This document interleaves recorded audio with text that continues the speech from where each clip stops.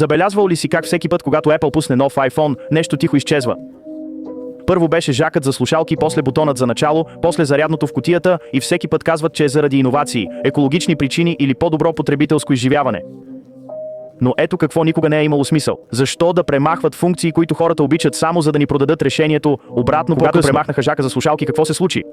Продажбите на AirPods експлодираха. Когато махнаха зарядното, изведнъж аксесуарите MagSafe станаха бизнес за милиарди долари.